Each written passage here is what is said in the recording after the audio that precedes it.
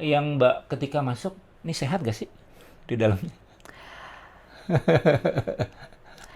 Gini, Apa perlu disehatkan dengan apa memang dipilihnya Mbak Nisa untuk menyehatkan perusahaan ini?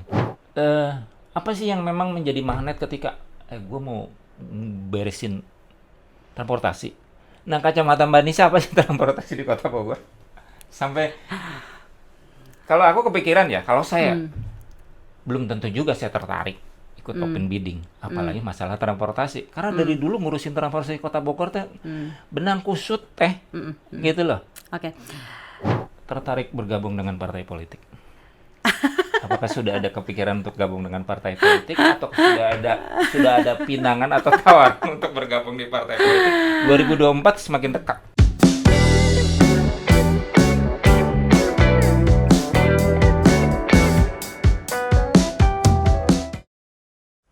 Halo Tribuners, jumpa lagi dengan saya Widi Hanaldi dalam program Tribun Talks. Hari ini kita kedatangan tamu spesial yang akan ngebahas soal transportasi dan seluk-beluk terkait dengan apa yang dilakukan aktivitas oleh narasumber kita. Namun sebelumnya saya mau sedikit membuka wawasan bahwa belum lama ini Wali Kota Bogor menaruh harapan besar pada Perumda Jasa Transportasi. Wajar transportasi menjadi satu dari sejumlah prioritas yang digadang Bima Arya. Apalagi saat ini sudah mendekati akhir dari masa jabatan beliau. Perumda Jasa Transportasi Bima Arya berharap rencananya mengubah wajah angkutan massal di Kota Bogor bisa menjadi terwujud dengan baik.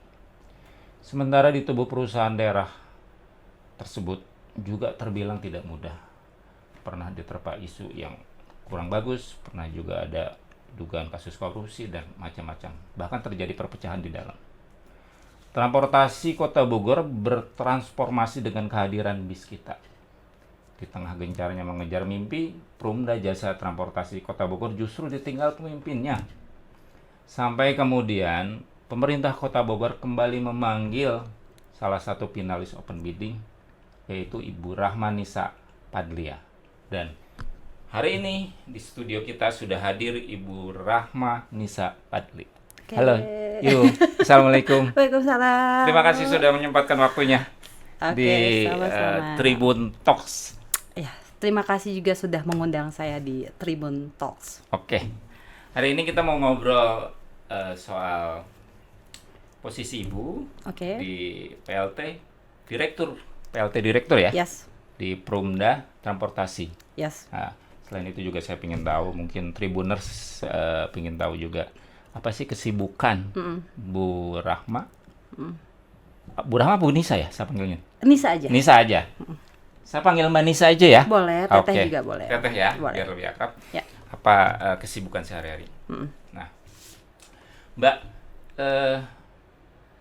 kira-kira gimana ceritanya nih Mbak Nisa tiba-tiba dipanggil oleh Pak Wali untuk mengomandoi Perumda Transportasi Kota Bogor? Oke. Ah, Oke. enggak? Oke, jadi terima kasih nih Mas Widi atas waktunya. Jadi pertama-tama perkenalkan saya Rahmanisa Padlia. Saya juga warga Kota Bogor. Jadi sebenarnya memang saya ikut open bidding Oke.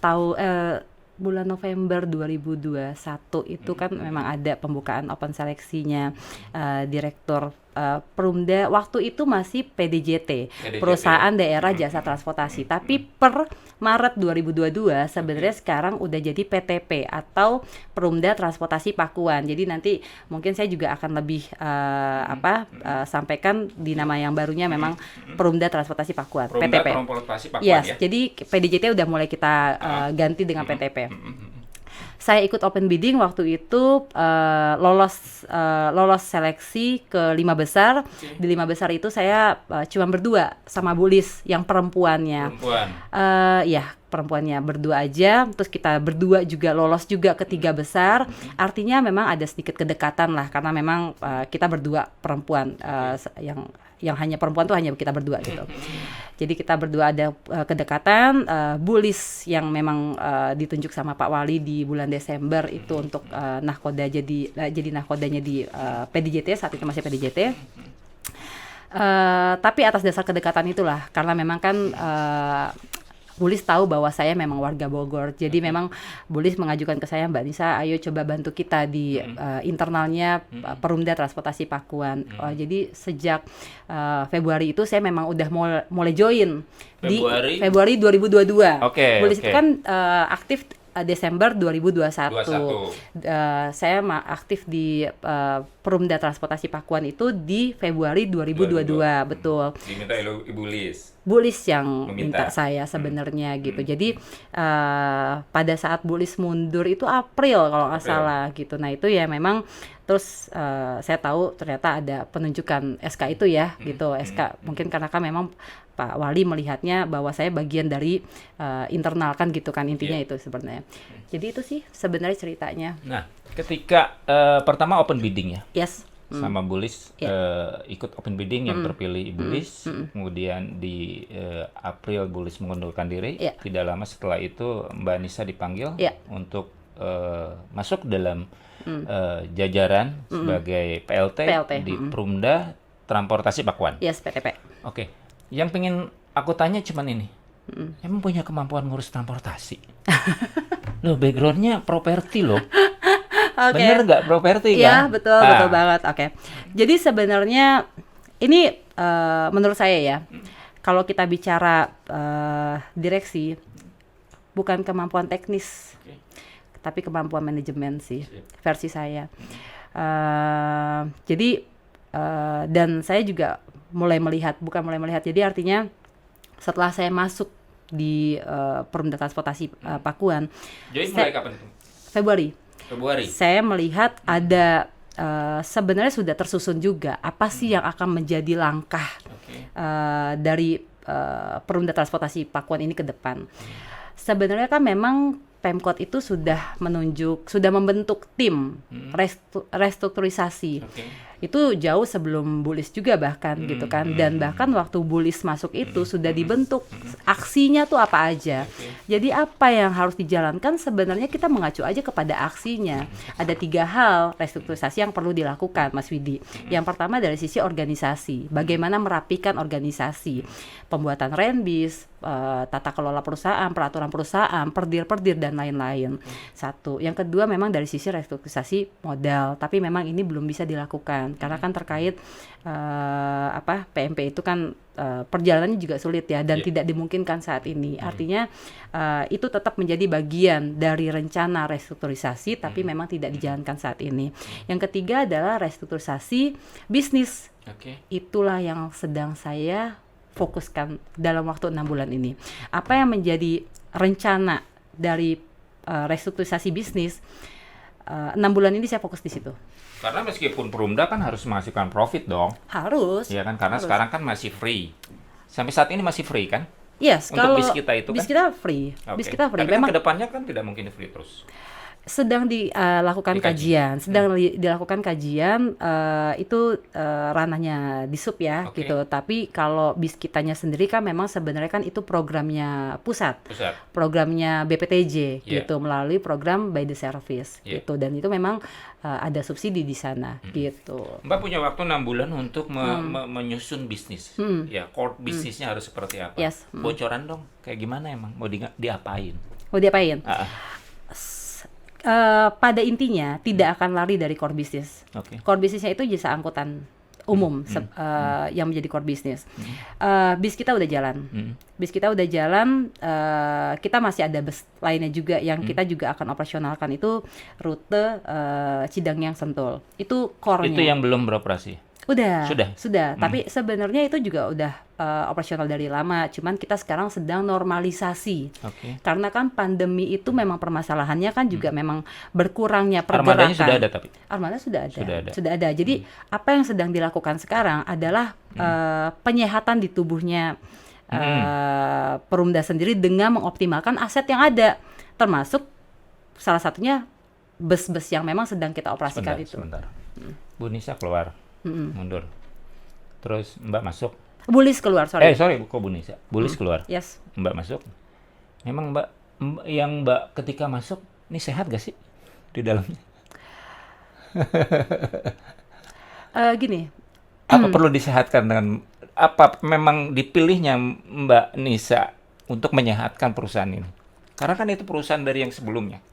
Ya, sebenarnya sih saya yakin siapapun yang dipilih memang tujuannya untuk menyehatkan. Oke. Gitu. Jadi siapapun, bukan karena Bullies pun juga dipilih kan dengan tujuan untuk menyehatkan. Ya. Gitu. Nah, tapi saya nggak mau bicara apa yang dulu dilakukan. Yang Saya sebelumnya ya. mungkin saya akan hanya fokus pada apa yang akan saya lakukan. Apalagi kan saya PLT hanya waktu 6 bulan ini gitu kan.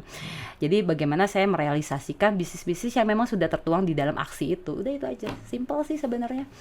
Tapi yakin dalam waktu 6 bulan bisa sehat? Sehat dalam arti manajemen loh.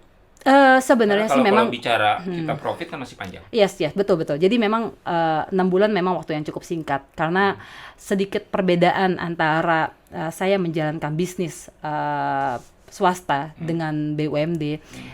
BUMD ini kan juga dibatasi dengan regulasi-regulasi kan gitu ya. Jadi memang regulasi, birokrasinya dan lain-lain. Tapi setidak-tidaknya kita menunjukkan progres menurut saya. Karena yang tadinya juga jasa angkutan umum yang tadinya di Cidangi yang Sentul itu kita cuma jalan satu kendaraan, sekarang kita udah mulai jalan 2 kendaraan. Sekarang ini gitu. Nah, ini terus akan dilakukan normalisasi sampai dengan nanti penambahan armada terus gitu. Armada akan selalu dilakukan penambahan terus. Armada yang ada ya, maksudnya kita jalankan lagi gitu. Karena kan kondisi armada 2 tahun nggak jalan kan juga gitu. Berarti masih menggunakan armada yang lama karena kan sekarang sebagian sudah baru ya. Baru bis kita aja. Hanya bis kita aja. Tapi kan armada yang lama juga di bawah operasional Ibu kan sekarang. Yes. Ya kan? Seperti betul. Itu bisnis pertama. Oke. Bisnis kedua kita ada rencana iklan. Jadi kita akan beriklan. Iklan itu ada banyak sih. Ada beberapa contohnya kita beriklan di bus, tapi bukan bus kita ya, di bus yang di rute Cidangang Sentul. Kalau bis kita itu memang pure kewenangannya ada di pusat, karena kan memang pemberian subsidi gitu kan untuk bus kita itu. Jadi kita akan beriklan di dalam bus yang di koridor selain BTS, selain by the service. Kita juga sedang pengajuan untuk pengelolaan beberapa halte yang dimiliki sama Dishub. Nah, itu kita juga akan revitalisasi. Nanti kita akan gaet badan usaha transportasi lah untuk bisa revitalisasi halte, dibuatkan videotron atau neon box. Kita iklan di situ. Gitu. Itu yang selanjutnya. Yang selanjutnya lagi ada SPBU, rencana SPBU. Gitu. Gitu sih kira-kira. Tapi sebagai kalau kembali kepada Mbak sebagai background pengusaha, artinya itu kayaknya sudah tergambarkan di kepala ya, dan mungkin kayaknya mudah-mudah aja ya. Kalau sebagai background pengusaha sih menurut saya sih itu visible. Pada intinya sih visible. Mungkin banget visible. Tapi eksekusinya yang pada akhirnya memang butuh effort. Karena ya itu tadi saya sampaikan bahwa ini kan ada birokrasi yang harus saya jalankan gitu. Nah, ini mungkin penyesuaian birokrasi aja sih, karena tadinya saya di swasta murni, saya tanpa perlu persetujuan itu, jadi lebih kepada saya menyesuaikan ke birokrasinya, itu aja sih. Ya, artinya menarik juga bahwa Mbak Nisa pengusaha properti yang lebih cenderung bekerja sendiri karena atas dasar profesionalismenya. Oke. You punya perusahaan sendiri, ngelola sendiri, manage sendiri, dan sekarang harus masuk ke dalam lingkungan birokrasi. Itu sudah terpikirkan belum? Sudah dong. Saya kan nggak mungkin ini kan konsekuensi yang cukup berat juga sebenarnya. Tapi bukannya saya meninggalkan perusahaan saya dengan tanpa perencanaan juga yang cukup matang. Ini yang juga saya udah mulai susun juga rencana bisnis dan bahkan rencana manajerial di perusahaan saya gitu. Tapi pada intinya adalah tetap akan ada controlling, lebih kepada controlling aja gitu. Kalau untuk perusahaan saya ya, sambil saya fokus di PTP. Saya fokus di Perumda Transportasi Pakuan. Perumda Transportasi Pakuan. Yes. Mbak, menarik nih. Kok kepikiran ikut open bidding sih? Apa sih yang memang menjadi magnet ketika gue mau beresin transportasi? Nah, kacamata Mbak Nisa apa sih transportasi di Kota Bogor? Sampai kalau aku kepikiran ya, kalau saya belum tentu juga saya tertarik ikut open bidding, apalagi masalah transportasi. Karena dari dulu ngurusin transportasi Kota Bogor teh benang kusut teh, gitu loh. Oke. Saya sih gini, kalau lihat dari sisi personalnya ya, personal itu artinya saya sebagai pengusaha. Saya melihat bahwa 2020 pandemi itu kan berimpact cukup berat kepada perusahaan-perusahaan kita teman-teman pengusaha juga kan. Tapi saya bukan melihat potensi, tapi kita sama-sama tahu bahwa pergerakan roda perekonomian itu sangat dipengaruhi dari sistem transportasi perkotaan. Menurut saya, dengan adanya kemacetan, berapa sih total kerugian yang ada di kota tersebut?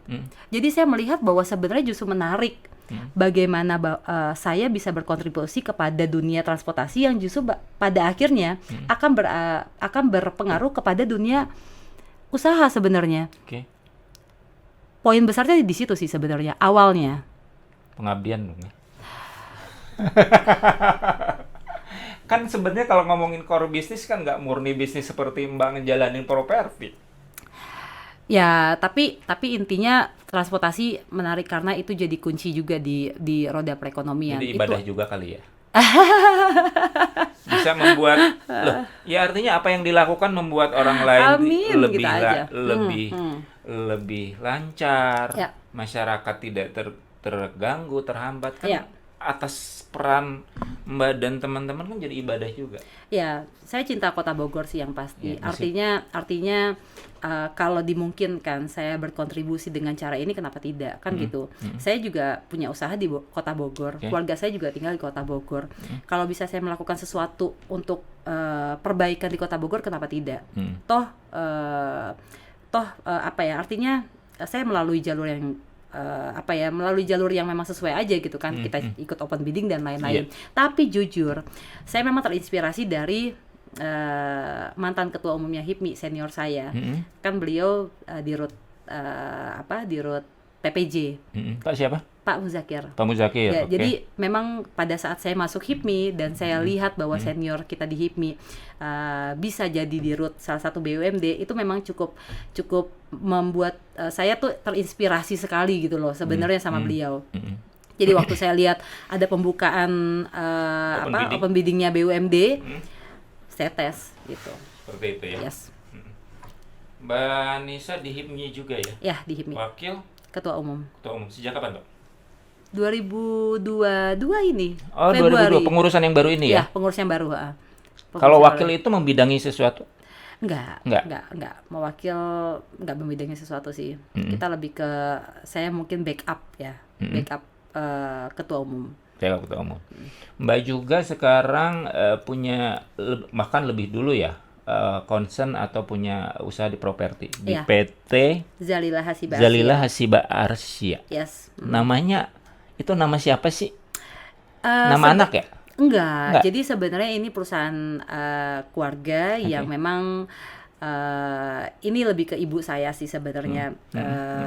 Termasuk pemberian nama ini. Saya cuma pelaksana, intinya itu aja sih. Saya cuma pelaksana, ibu saya yang menyiapkan pembuatan PT ini, jadi atas nama pilihan ibu saya juga, saya pelaksana aja, saya yang jalanin. Jadi balik lagi ya, kalau jadi pimpinan itu kan nggak harus dia paham, tapi yang penting dia bisa memahami manajemennya. Walaupun tidak bisa dipungkiri juga bahwa tetap harus setidaknya mempelajari hal-hal teknis gitu. Jadi tapi bukan berarti harus menguasai secara keseluruhan. Kalau menurut saya tidak seperti itu juga. Yang penting kita paham bahwa kita harus melakukan apa untuk bisa membawa si perusahaan ini lebih baik lagi ke depan. Apalagi background Mbak seorang akuntan ya? Ya, saya akuntansi ya? Nggak ada hubungannya dengan teknik ya? Nggak. Tapi mungkin saya agak lebih skeptis ya. Oh gitu. Gitu ya. Tapi dulu emang kuliah sempat jadi auditor. Iya.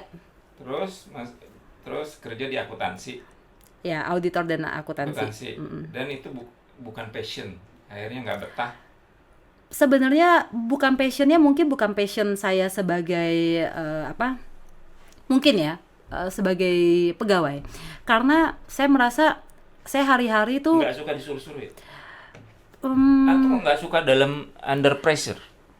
under pressure mungkin ya. Iya. Mungkin under pressure sih, karena saya orang yang independen juga gitu. Jadi memang rasanya tuh apa, bisa melakukan sesuatu tanpa disuruh sebenarnya. Tapi kalau udah disuruh malah ya, atau tapi nggak juga sih, sebenarnya sih lebih kepada saya merasa bahwa kok waktu saya, karena kan accounting itu kan memang mungkin kita lebih banyak di dalam kantor gitu ya. Oke. Sedangkan saya kan mungkin lebih ke sosial, saya tuh juga suka bergaul banget, Nggak suka keluar. terikat waktu ya? Rasanya sih begitu sih alasannya. Seperti itu loh. Karena memang orang memutuskan menjadi pengusaha karena memang bisa Yes. memanage seperti Yes. itu. Yeah. Justru malah memanage karyawan ya dibanding Yes. di manage Yes. ya. Yes. Tapi bicara waktu, walaupun benar pengusaha itu waktunya fleksibel, tapi menurut saya sih jam kerja kita juga bukan berarti sebebas itu ya. Artinya mungkin saya bisa berangkat lebih pagi juga. Tapi artinya kita punya fleksibel waktu itu, mungkin saya besok bisa aja meliburkan diri. Ya. Tapi bukan berarti saya punya waktu yang cukup panjang untuk santai-santai. Saya pikir nggak begitu juga ya. Nggak gitu juga. Ininya seorang pengusaha ya gitu. Tapi artinya bahwa ritme tetap berjalan seperti biasa ya. Yes. Hanya saja mungkin pengaturan waktu bisa lebih fleksibel. Yes, betul. Seperti itu. Betul. Dari akuntan jadi nyemplung ke properti teh kumaha caritana? Jadi saya tuh jadi auditor itu hamil gede itu Mas, saya pulang pagi. Anak pertama Ya, anak pertama, anak kedua. tahun berapa? 2012, 2013. Oke. Ya, anak pertama, anak kedua. Pokoknya dulu hamil gede saya pulang pagi. Jadi orang berangkat kerja, Jakarta saya itu? baru pulang kerja. Iya. Saya baru pulang kerja. Saya pikir saya mau jadi akunting aja, karena mungkin kalau di akunting itu versi saya hanya akhir bulan pulang paginya atau lemburnya. Tapi ternyata beda dengan ekspektasi saya. Saya masuk ke suatu perusahaan yang memang waktu itu malah pulang pagi setiap hari gitu. Wow. Jadi Hamil gede pulang pagi enggak, udah nggak hamil. Oh, udah nggak Udah hamil. hamil lagi. Udah jadi ibu lah. udah jadi anak ya. Udah lahir Gitu. lah ya. Udah lahir. Ah. Tapi permasalahannya saya pulang pagi terus gitu, tetap pulang pagi terus ternyata gitu. Ya udah, saya pikir saya kayaknya nggak sanggup juga. Saya resign. Tapi memang ya kalau ini mungkin udah jalannya ya Mas Widi ya. Jadi memang di momen saya resign itu juga memang ternyata keluarga saya juga lagi diproses untuk jadi sebenarnya kita ada tanah kita yang dikelola sama developer waktu itu, diikat kerjasama sama developer. Developernya nggak jalan dan memang sesuai perjanjian tanah itu dikembalikan ke kita. Jadi saya start dari situ sebenarnya. Dari situ. 2014. Itu atas permintaan ibu atau bapak? Ibu. Ibu ya. Ibu. Oke. Tapi kenapa milihnya Mbak? Saya. Karena yang lain kan Oke, kakak kan dokter ya? kakak ade dokter. Adik juga. Ada juga. Karena kebetulan waktu nganggur. Iya. Karena kebetulan saya juga nganggur. Tapi ketika nganggur terus diminta oleh ibu, udah lu kelola aja gitu kan. Itu tanah jadiin rumah Iya, misalkan. Berapa rumah dulu yang akhirnya terbangun? Jadi proyek pertama itu 12 unit. Terus kita langsung buka lagi di belakangnya 14 apa 15 saya lupa. Dari situ buka lagi 8 unit. Pokoknya jalan 2 tahun itu kita bisa bikin 5 proyek. Tapi memang kecil-kecil ya, townhouse di Jakarta waktu itu. Oke, Jakarta. Sampai 2016. Tapi saya pecah kongsi di 2017, saya pecah kongsi. Terus saya start baru di Bogor. Bogor. PT yang sekarang. Waktu mulai usaha properti di Jakarta, Ya. Mbak Nisa udah di Bogor tinggalnya? Enggak. Tetap di Jakarta. Di Jakarta. Keluarga semua di Jakarta ya, ibu Iya. dan segala macam di Jakarta Iya, ya. Artinya iya. belum hijrah ke Bogor. Belum. Nah, ketika disuruh sama ibu, lu kelola lu tanah, lu jadiin rumah, apa sih yang ada di pikiran di kepala? Ngerti gak sih sama ya artinya kan gini. Setidaknya kan harus punya basically ya, sedikitnya ya, basically tentang rumah, model rumah segala macam. Saya tuh kayaknya emang ada sedikit bakat ini ya, bukan bakat nekat sih, Bakat apa? tapi lebih kepada saya nggak terlalu takut untuk menghadapi sesuatu yang baru sih. Jadi mungkin itu juga yang saya lakukan ke dunia transportasi juga. Lebih kepada saya tahu bahwa saya ada keinginan kuat untuk belajar, dan memang itu kan ternyata Berarti memang tipikal yang suka tantangan ya? Berani terhadap tantangan, kan itu tantangan semua kan? Saya pikir sih gitu ya. Saya pikir ya, rasanya sih seperti itu. Karena memang waktu saya terima itu tanpa saya berpikir, oh nanti begini. Saya nggak terlalu banyak ini sih. Saya nggak terlalu banyak pertimbangan yang berlebihan. Tapi saya eksekusi aja gitu. Eksekusi dengan cara yang tetap mitigasi tetap saya jalankan ya gitu. Toh makanya kan jalan terus project. Tapi awal-awal di properti sempat down juga ya? 2016 ada trouble juga lah ya? yes. Memang saya jalan berpartner. Saya cukup percaya dengan partner saya.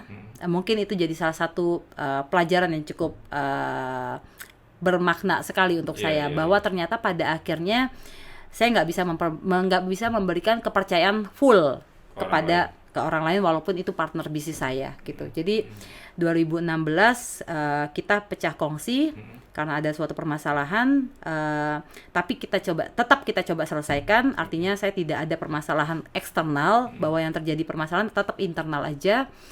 Tapi kita pecah kongsi dan saya running sendiri. Saya running dengan keluarga saya dan ini yang ibu saya siapkan ini buat. Dulu waktu Jakarta sudah dengan nama PT Zalila? Bukan. Oh, bukan. Akhirnya setelah kejadian itu tidak membuat Mbak Nisa mundur ya? Oh, enggak. Dari properti ya? Enggak. Terus akhirnya ada tantangan ke Jakarta. Yes. Ceritanya pindah ke Bogor teh gimana, Mbak? Sebenarnya sih pindah ke Bogor itu ngikut suami atau? Enggak. Jadi memang karena dulu saya pernah di Bogor. Tahun berapa tuh?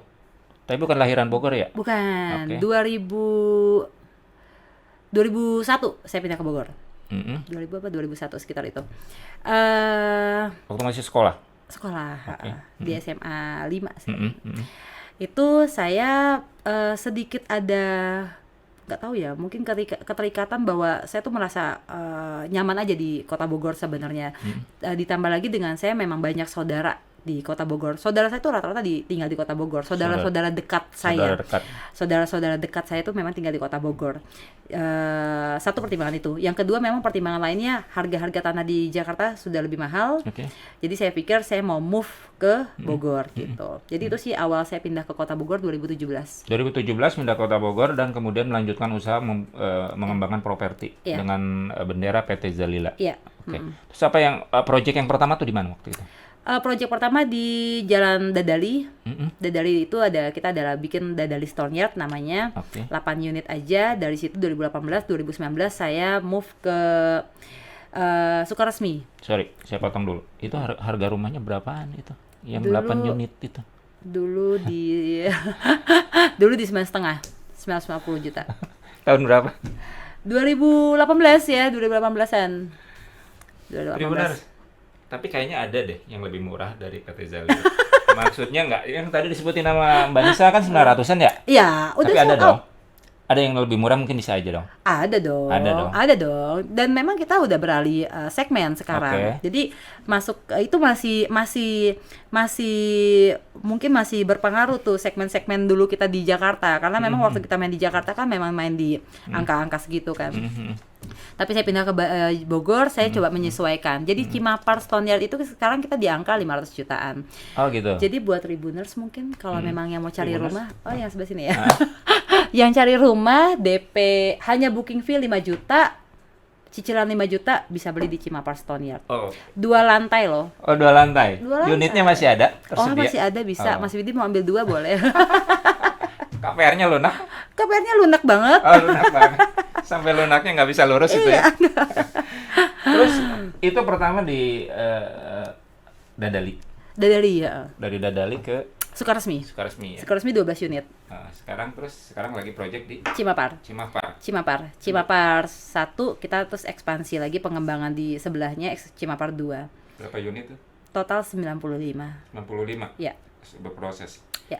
Tapi menikmati di dunia properti saat ini. Sedangkan kondisi kan memang lagi nggak bagus juga kan? Ya, jadi sebenarnya 2020 makanya saya juga termasuk ke HIPMI juga memang mencari lingkungan pengusaha karena memang merasakan sebagai pengusaha tuh kita nggak bisa berdiri sendiri 2020.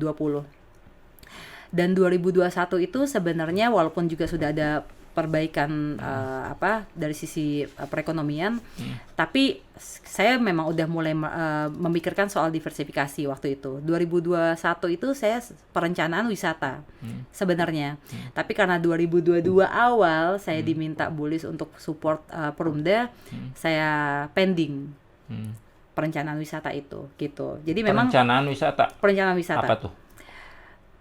Saya ingin buka tempat wisata sih sebenarnya di Kota Bogor juga waktu itu.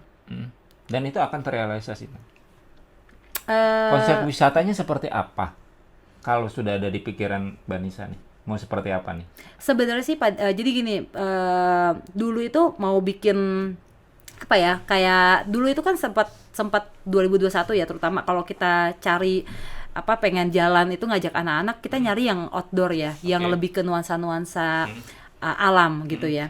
Dan saya sih merasa nggak terlalu banyak pilihan, atau saya mungkin nggak tahu, tapi saya merasa agak susah pilihannya. Kalau kita weekend itu kan biasanya kan carinya mall, tapi kan waktu 2021 masih keterbatasan juga kan ke mall. Jadi saya ada spot di Kota Bogor juga. Ada lahan lah ya? Ada lahan, memang bukan lahan saya pribadi, tapi bisa dikerjasamakan. Itu nuansanya nuansa alam banget. Jadi kita mau bikin seluncuran dari alam aja gitu loh. Maksudnya dikelilingi sama pohon-pohonan. Saya juga masih di Bogor? Masih Kota Bogor. Kota Bogor. Masih Kota Bogor. Tempatnya dirahasiakan? Apa sudah mulai berjalan proyek? Enggak, belum. Tapi yang pasti kemarin saya pending. Yang pasti karena kan saya kemarin agak lumayan hektik juga untuk benar-benar bisa fokus kepada Perumda Transportasi Pakuan gitu. Tapi memang tetap aja setelah saya menemukan ritme juga di Perumda ini, saya mulai bisa memikirkan, atau sedikit banyak kayak jujur saya nanti malam juga saya jam 9 mulai meeting untuk perencanaan si wisata ini gitu. Jadi mulai ngatur waktu juga sih sebenarnya untuk mulai bisa nyusun kembali rencana diversifikasinya si PT Zalila gitu sih. Itu diversifikasi dari PT Zalila ke wisata ya? Yes. Seperti itu. Ya. Tapi artinya bahwa properti masih tetap menjanjikan. Harus.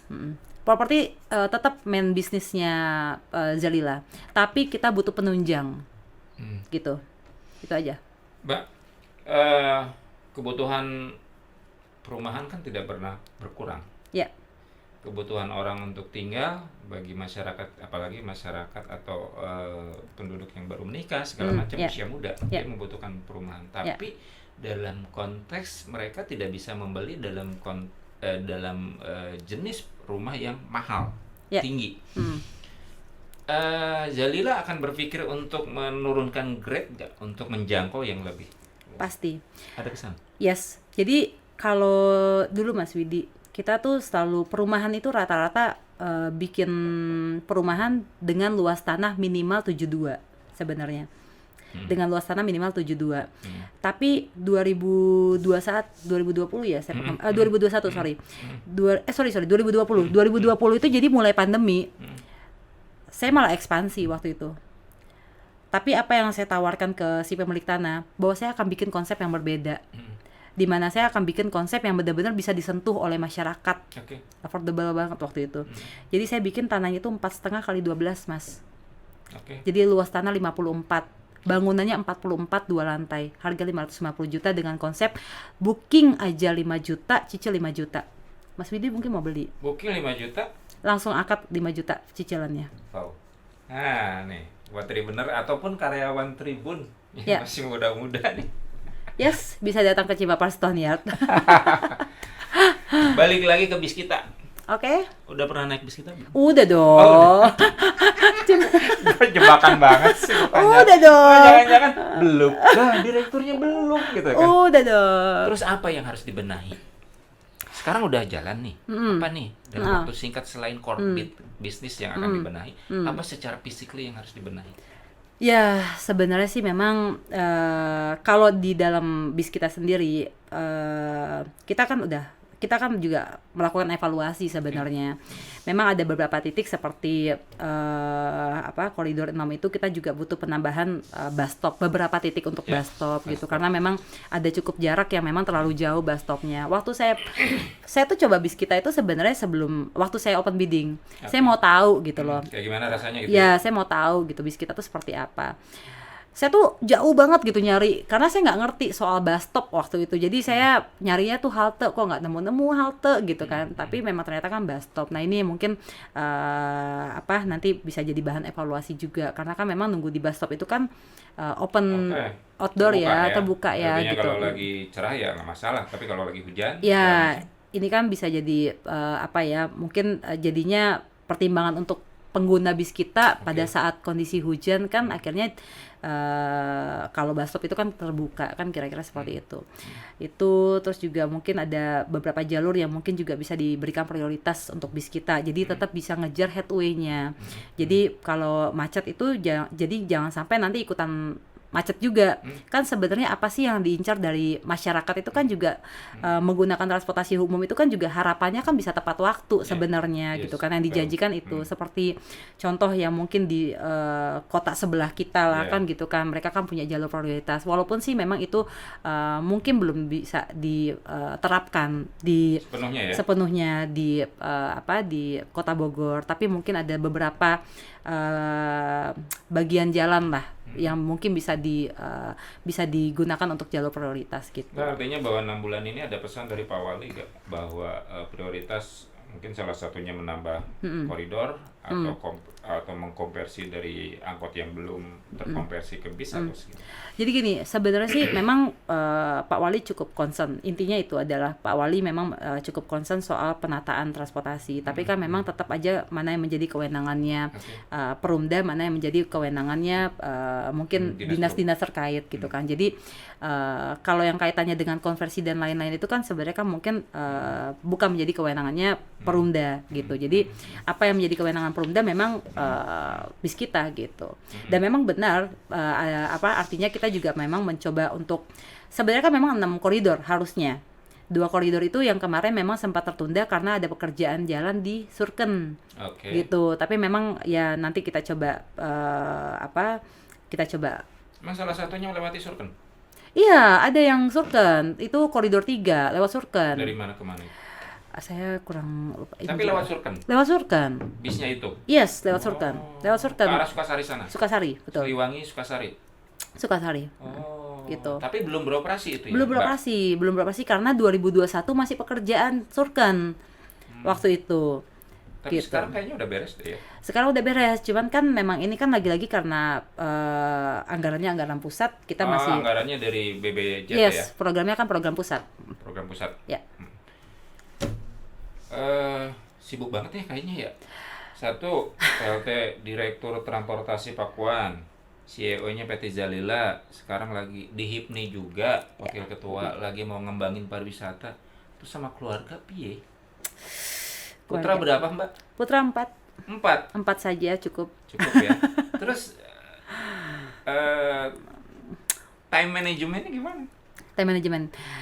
Sebenarnya sih satu hal yang saya syukuri udah pasti adalah saya juga mungkin punya pasangan yang cukup bisa mengerti. Pengusaha juga. Support saya juga jadi memang manajemennya Zalila. PT Zalila ya. Oke. Itu yang tadi saya sampaikan bahwa saya punya perencanaan sendiri karena saya tahu saya bisa saya melibatkan orang-orang kepercayaan saya termasuk diantaranya suami saya gitu untuk Zalila. Ditambah lagi saya juga memang udah ada yang saya udah seperti keluarga lah, orang-orang di rumah yang memang udah saya bisa percayakan. Saya titip anak-anak saya, itu sih intinya sih Seperti itu ya? ya. Jadi insya Allah saya bisa maksimal. Rutinitas pagi sampai malam atau Ya. bisa malam sampai tengah malam? Jarang sampai tengah malam, tapi pagi sampai malam. Dan weekend saya biasanya nggak mau diganggu kecuali urgent. Oh gitu. Yes, Sabtu dan Minggu. Sabtu dan Minggu. Kecuali Waktu misalkan kalau Pak Wali manggil gitu ya. itu doang sih. Pak Wali atau Pak Wakil mungkin. Tapi masih bisa menyalurkan hobi dong, olahraga atau apa? Olahraga setiap Sabtu Minggu sama anak udah pasti Sabtu Minggu. Sama kantor Zalila setiap Jumat. Kalau sama kantor Perumda sebenarnya udah saya ajakin juga, tapi memang kita belum ketemu jadwal yang pas untuk kita Hobinya bulu jadwalkan. tangkis. Iya. nggak tahu Jadi sih. dengan kantor Jalila juga Dengan kantor Zalila setiap Jumat. Tiap Jumat bulu Tiap tangkis. bulu tangkis. Kayaknya Zalila harus ketemu dengan Tribun ya. Gitu ya. Untuk bulu tangkis. Mau turnamen kita?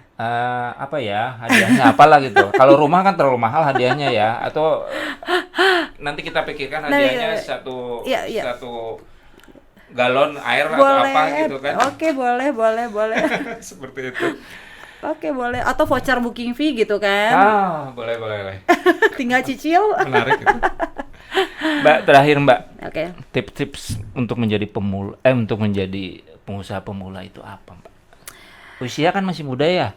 Masih di bawah 40 ya? Iya, masih di bawah 40. Sudah jadi pengusaha muda, sukses. Boleh dong kasih tipsnya buat para Tribuners nih. Gitu ya. Sebenarnya sih segala sesuatunya mungkin diawali dari niat dulu kali ya Mas Widi. Itu dulu sih kunci. Niat dan kesempatan. Tapi awali dengan niat dulu. Bahwa yang pasti niatnya itu adalah jangan juga melihat bahwa dari sisi yang enak-enaknya seorang pengusaha. Harus tahu juga bahwa jadi pengusaha itu juga banyak enaknya, banyak baiknya.